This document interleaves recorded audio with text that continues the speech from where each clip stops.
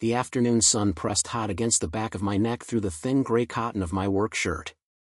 I sat on the dry park grass, turned away from the walking paths and scattered groups of people, eyes locked on the woman kneeling a few feet ahead. Arya inhaled sharply, controlled, and lifted the solid black dumbbell with a steady curl. Sweat caught the sunlight at the base of her throat. She wore black workout clothes meant for outdoor sessions, the same practical set she relied on when the gym floor wasn't available. She lowered the weight with slow precision, her gaze never leaving mine.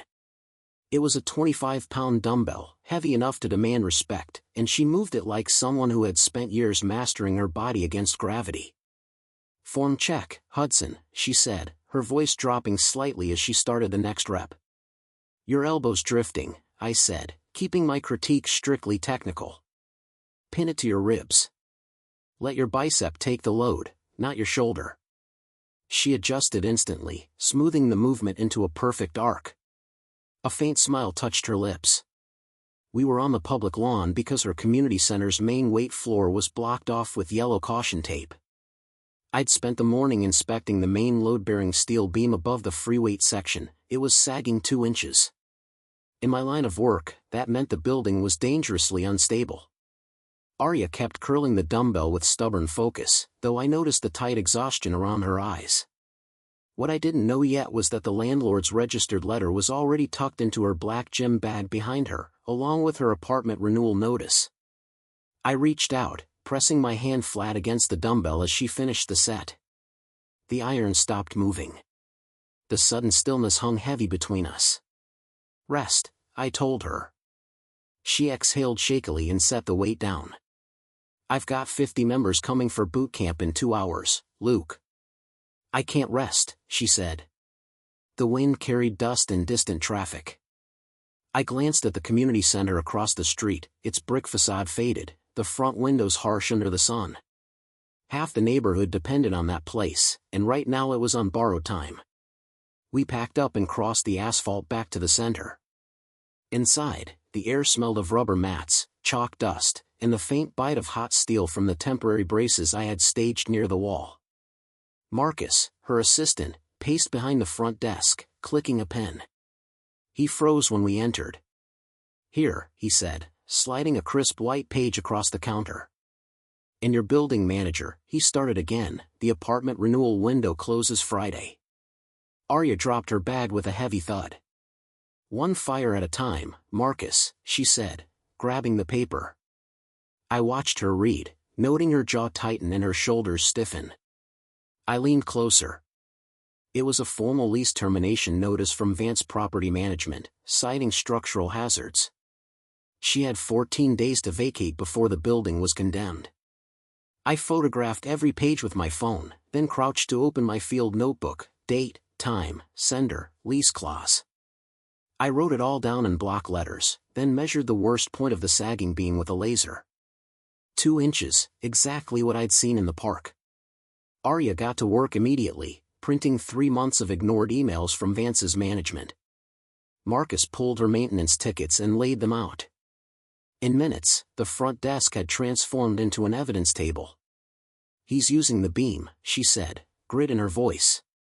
6 months trying to buy me out, now he just kicks me out over safety. Pure failure. I nodded. He's not wrong about the hazard. That W12X50 beam is buckling. Snow load, wind shear, if it hits wrong, the roof deck comes down. Her playful energy was gone, replaced by sharp practicality. "Can you brace it? You move bridges and turbines for a living. Can you shore up a roof?" "Shoring is temporary," I said. "To stop this eviction, you need a permanent fix. Jack the roof, cut out the failing section, weld in a reinforced steel sister plate, then have it inspected and certified." "How much?" she asked, pulling a ledger. "I have an emergency fund. I can pay your rate." $200 an hour, plus materials, I said. Marcus muttered about rent hikes. Arya shot him a look. "What about steel?" she asked. $4,000 for custom plates and high tensile bolts. "I'll order tonight." "We start tonight." Her shoulders dropped slightly. No thanks. Just a firm nod. By 10 p.m., the gym was empty. I backed my truck to the loading doors, unloading 4 20-ton hydraulic bottle jacks, heavy timber, and a laser level. Heavy lifting wasn't strength, it was precision. Marcus tried to drag a steel post across the floor. Stop, I barked. Check the floor joists. Point load a 20-ton jack without a spreader plate, and it'll punch through the boards. He froze. I laid a 3-foot steel plate over the joists, set the jack, stacked timber cribbing, and pumped the handle. The building groaned. The laser line on the wall moved a 1/4 inch. Arya watched from the desk. I locked the valve. It's holding. She walked over with 2 bottles of water, handing me one. My gloves were slick with grease. You make it look like math, she said. Build to handle it, or it collapses. Are we talking about the building or me? She asked. Both, I replied. The next morning, I was under the sagging beam, grinding away the old, fatigued welds. Sparks danced across my heavy canvas jacket. The air smelled of ozone, chalk dust, hot rust, and scorched steel. The front door clicked open, sharp footsteps announcing trouble. I cut the grinder. The room fell quiet. Vance stepped in, flanked by a city inspector wearing a high-visibility vest. Vance's tailored suit looked absurd among the chalk and kettlebells. I received a report of unpermitted, unsafe construction, he said smoothly. I'm here to make sure my tenant isn't adding more liability. The inspector stepped carefully over stacked plywood. You have a permit for this structural work? He asked. I filed the emergency stabilization notice online at 6 o'clock this morning, I said, pulling the printed receipt and engineering sketch from my truck clipboard and handing them over. Permit numbers at the top. Emergency stabilization under active hazard clause. The inspector scanned the pages. Vance's smile tightened slightly. Arya stepped beside me, no longer behind me. He also has the record of my unanswered maintenance complaints, she said, lifting a printed email chain from the desk. 6 months of them, Vance said, still smiling, but it didn't reach his eyes. Safety is expensive, Arya. Not every business can afford it. I turned fully to him. You ignored a structural failure until it became leverage. That's negligence. The inspector looked between the beam and the paperwork, then back at me.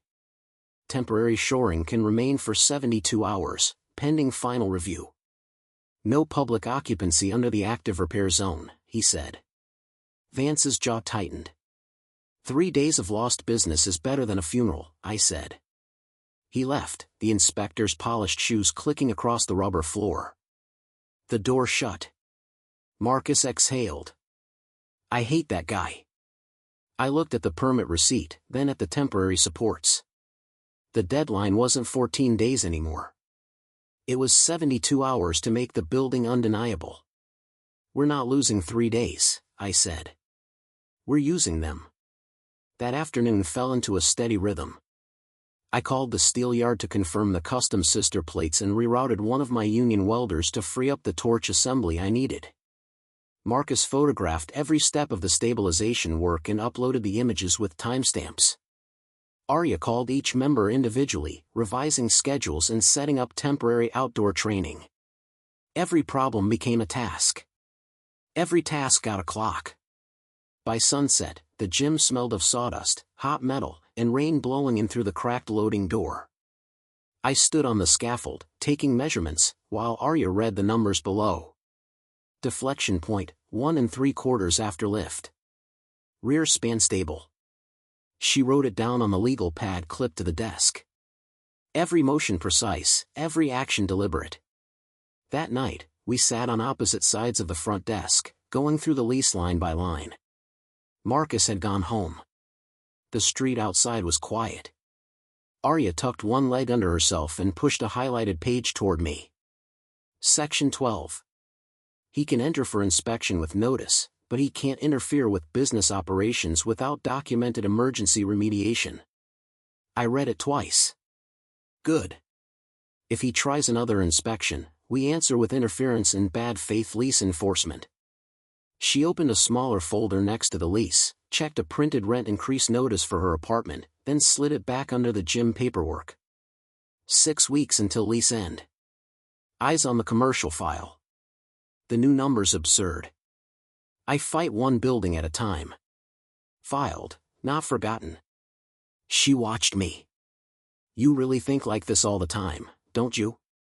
Like what? As if every thread has a bolt pattern and failure point. I closed the lease packet. Most of them do. A quiet smile touched her lips. That's the most reassuring thing anyone's said to me in a month. She stood to put the papers away. As she came around the desk, her shoulder brushed mine lightly. Not accidental. She paused, meeting my gaze. You staying? She asked quietly. Until the beam is permanent. My eyes held hers a beat longer. The second day started with a delivery problem. The steel yard called, the custom plate truck was delayed by a mechanical failure on the interstate. No steel meant no final weld, which meant the building stayed vulnerable. By 9:30, I'd located a compatible W12 section and raw plate stock at an industrial salvage yard near the river. Marcus stared at me as I grabbed my keys. You can just do that? I can do anything with a supplier, a crane slot, and a road. Arya caught my arm before I reached the door. Her grip was firm. I'm coming with you. The yard was mud, forklifts, and men who don't like being rushed. She lifted her chin. Then they can deal with me, too. For the first time in the crisis, I almost smiled. The salvage yard stretched under a gray sky at the edge of the industrial district. Rows of rusted fencing, puddles of water, and stacked steel stretched before us. I walked the aisles with the yard foreman, while Arya followed a half-step behind, phone in hand, snapping photos of grade markings and beam stamps. This one, I said, tapping a straight W12 section with minimal rust. The foreman shrugged. Cash only, he said. Arya raised her phone, showing the business account transfer screen. Wire in 10 minutes if your loader puts it on the trailer now. He blinked, reassessing her completely. By noon, the steel was secured on my flatbed. Rain streaked the windshield as we drove back. Arya sat in the passenger seat, wearing one of my spare canvas jackets, sleeves rolled once at the wrist, scrolling through city code on her phone. If Vance pushes after the repair, I can file for interference, negligence, and recover business losses, she said. Add punitive exposure if it shows he delayed maintenance intentionally. You already thought of that, I said. I think ahead for a living. She tightened the jacket and glanced out at the rain. Physics lecture for rent inflation next? I asked. Different force, I added. Same principle. Bad load, weak support, eventual collapse. She gave a tired laugh. The storm broke as we reached the lot. We didn't wait. In the rain, we splashed through runoff, carrying and bracing awkward loads. Inside, the gym was colder than before. Temporary posts stood under the beam like a forest of pressure. We worked efficiently. I marked cut lines. Marcus staged grinders and clamps. Arya laid out bolts, washers, and reinforcement plates on a rubber mat, perfectly ordered. At 4, my union welder called, trapped by a flooded underpass. Fine. I took over. I checked the gas mix, pulled down my welding hood, and fired up the torch. Sparks flew in a violent orange fan as I burned out the failed section. Heat climbed through my gloves. The gym smelled of scorched rust and hot steel. Arya stayed in my line of sight the whole time, tracking the sequence. When I needed the impact gun, it was already in her hand. When I stepped down for the splice bolts, she passed them without fumbling. The work became a closed loop of skill, timing, and trust. By 6, the replacement section was seated and clamped. By 6:15, the first weld pass was complete. Then the front doors opened again. 2 men in developer polos stepped inside, phones out, recording the repair. Marcus moved first. You can't be in here. One of us is documenting the condition of a future acquisition, one said. Arya started forward, but I stepped down off the scaffold. No recording on private leased premises without consent. Leave.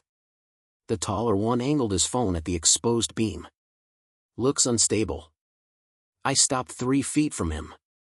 You are in an active industrial repair zone without PPE, interfering with permitted structural work. If you want the next 30 seconds to become a liability report with your company name on it, keep filming. He hesitated. Arya lifted her phone. And I'm already recording your trespass. That was enough. Both men backed out, muttering. Marcus locked the door behind them. I turned back to the scaffold. Where were we? I asked. Arya's gaze held mine. The tension across her face eased, her shoulders finally relaxing. Saving my building, she said. By 7:30, the welds were finished. I chipped slag wire, brushed seams, and inspected every inch under a work light. Clean fusion, no undercut, no parity issues. The rain stopped. We lowered the final lift silently, bleeding the bottle jacks a measured fraction at a time until the new steel carried the full load. The building settled with a low groan, then held. I checked the laser line. Dead level. Marcus laughed nervously. Tell me that's good. Better than good. It's done. Arya exhaled slowly, as if holding her breath for 2 days. She walked over while I packed welding leads, hand brushing mine, fingers staying there, eyes holding mine. Luke. Just my name. I set the cable down. She stepped closer, tipped her face up, and let the silence stretch. I placed one hand at the side of her neck. She didn't turn away. I kissed her, controlled, grounding, not reckless. Her forehead rested against my jaw for a moment before she straightened. The next morning was the final inspection. I handed the city inspector the stamped engineering drawing, emergency stabilization receipt, steel certifications, weld specs, and a folder of Arya's maintenance complaints with Vance's ignored responses and time-stamped repair photos. He reviewed everything once, then more slowly. Who assembled this? He asked. I did, I said. Arya shook her head. He did the structure. We built the file together. The inspector spent 20 minutes checking welds, tapping steel, reviewing the span, and comparing measurements to the drawings. Vance showed up halfway through the inspection, carrying a briefcase and that same polished confidence he always wore when he believed money would solve problems faster than consequences. He stopped the moment he noticed the thick folder on the desk. The inspector closed it, signed the final page, and pressed a green approval stamp onto the permit packet. Permanent repair accepted. Occupancy restored. Hazard cleared. Vance's expression barely shifted, maybe less than an inch, but it was enough. I also have a note here, the inspector added casually. Tenant maintenance complaints were repeatedly ignored before the emergency stabilization. You may want legal counsel before this turns into a larger issue. Vance placed his briefcase on the desk and snapped it open. Arya, before this gets adversarial, I brought a revised buyout package. More generous than the first one. He cleared his throat and slid the contract across the counter. Arya didn't look at it right away. She looked at me first. I stayed silent. My work was already overhead in the steel and documented in the folder. She picked up the contract, scanned the first page, and then tore it cleanly in half. My lease runs 4 more years, she said calmly. You don't get this building. You don't get my members. And you don't get to invent safety problems when your own name sits on 6 months of ignored repairs. Vance's nostrils flared. You think one contractor makes you untouchable? I stepped forward once, just enough to block his view of her. No, I said evenly. Your paperwork did that.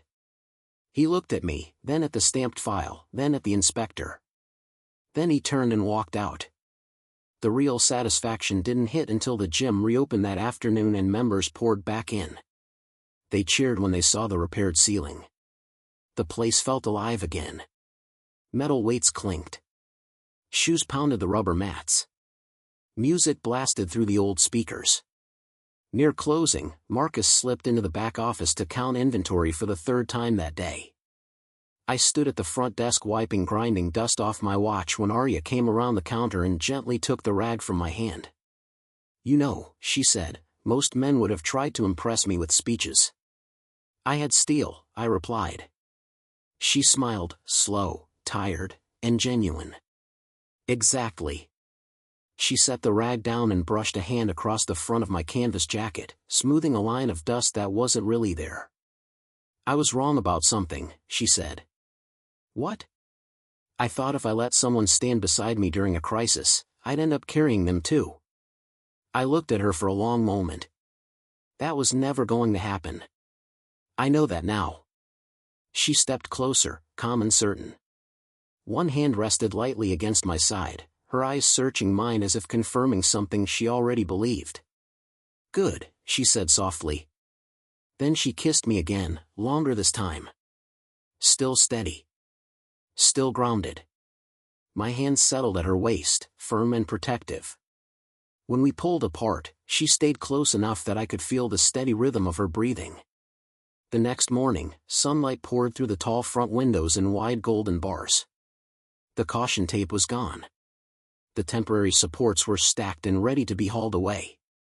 Above the weight floor, the new steel beam stood raw and primed, ugly maybe, but stronger than anything else in the building. Arya sat on the reception counter drinking coffee while I reviewed a supplier invoice. She watched me sign the final page. "So that's it?" she asked. "Structure permanent. Permits closed. File backed up in 3 places. Vance can't challenge the lease without stepping right into his own negligence record." A slow grin spread across her face. "You make legal revenge sound very efficient." "It should be." She hopped down from the counter and leaned against the desk. "My apartment lease ends in 6 weeks. This time it didn't feel like new information. It felt like the last number in a calculation I had been carrying since Marcus first mentioned the renewal window, since I saw the notice tucked under the gym paperwork. I looked up. Her expression turned teasing, but underneath it was serious. Open. Deliberate. "My lease ends next month," I said. "I've been looking at an industrial loft near the rail yard. Concrete floors. Freight elevator. Enough ceiling clearance for half your gym if you ever expand private training." One of her eyebrows lifted. "Is that your version of romance?" "It's my version of a serious offer." She stared at me for a moment, then laughed softly. "Move in with me," I said. She tilted her head, her smile deepening. "Are you sure you can handle me every day?" "I deal with load charts, steel, and city inspectors before breakfast," I said. "You don't scare me." Her laugh softened into something quieter. "Good answer." At 3 that afternoon, we walked into the city planning office together. Fluorescent lights buzzed overhead. A clerk behind reinforced glass slid a stack of forms toward us.